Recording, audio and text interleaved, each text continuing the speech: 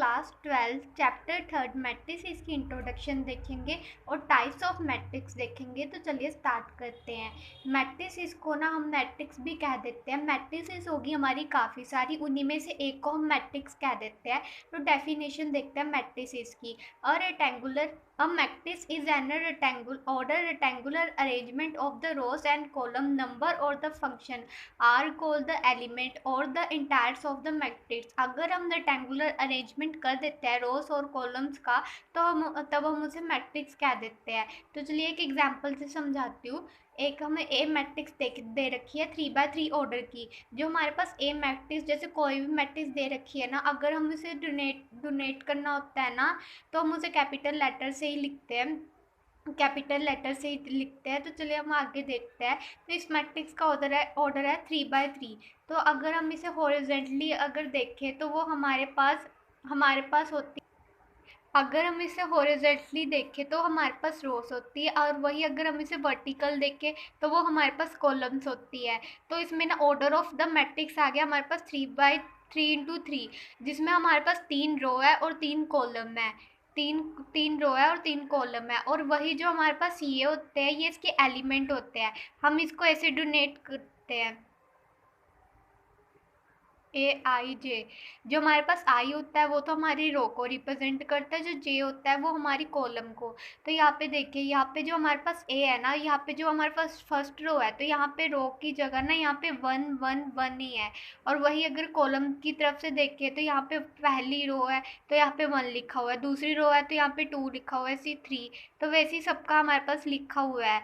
तो हम एक दूसरी मैट्रिक्स देखते हैं। एक हमें बी मैट्रिक्स दे रखी है जिसकी ना हमने रो तो हमारे पास 3 दे रखी है, कॉलम हमारे पास 2 दे रखी है। अगर हम इसके टोटल एलिमेंट देखें तो ये 6 है। हम इसे मल्टीप्लाई करके भी बता सकते हैं, वैसे भी अगर हम इसके टोटल अगर हम गिनते हैं तब भी हमारे पास 6 ही आता है। तो अब हमारे पास ऑर्डर ऑफ द मैट्रिक्स आ गया 3x2। अब हम आगे देखेंगे टाइप्स ऑफ मैट्रिक्स। सबसे पहले हम देखेंगे कॉलम मैट्रिक्स। कॉलम मैट्रिक्स में हमारे पास यही है कि हमारे पास ना मतलब रो चाहे जितनी मर्जी होती है, कॉलम हमारे पास सिर्फ एक ही रहती है। तो यहाँ पे जैसे एक एग्जांपल है हमारे पास जिसमें ना हमारे पास 4 रो दे रखी है और एक कॉलम दे रखी है। अगर हम इस मैट्रिक्स का जैसे ऑर्डर लिखना हो तो 4x1 होएगा। हमारे पास इसमें कॉलम मैट्रिक्स है ना जैसे, तो इसमें 1 होना कंपल्सरी है। तो आगे हम देखते हैं रो मैट्रिक्स। इसमें हमारे पास ये कॉलम मैट्रिक्स की तरह ही होता है, बस इसमें हमारे पास रो 1 होती है, कॉलम चाहे जितनी मर्जी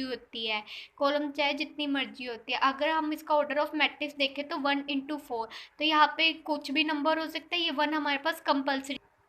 अब हम देखेंगे स्क्वायर मैट्रिक्स। स्क्वायर मैट्रिक्स में हमारे पास ये होता है number of row equal to number of column. जो हमारे पास रो और कॉलम का जो ऑर्डर होता है ना वो हमारे पास सेम ही होता है। तो ये हमारी होती है एक square matrix m equal to n। जैसे इसमें एक एग्जांपल दे रखी है 2x2 ऑर्डर की, कि जिसमें हमारे पास रो भी 2 है और कॉलम भी 2 है, 2x2।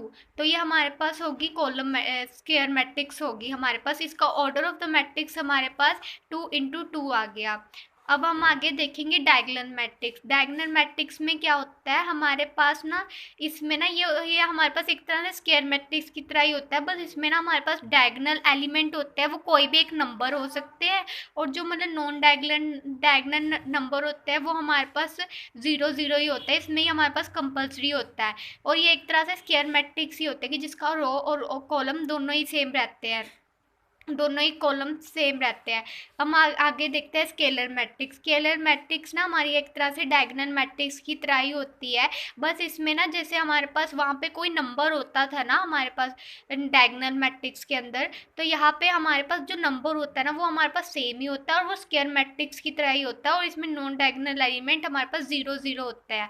तो वैसे एक और एग्जाम्पल है 3x3 ऑर्डर मैट्रिक्स की है। तो यहाँ पे √3 और नॉन डायगोनल एलिमेंट हमारे पास 0 0 है। तो ये हमारे पास होती है स्केलर मैट्रिक्स। इसमें बस हमारे पास ये सारे नंबर सेम ही रहते हैं।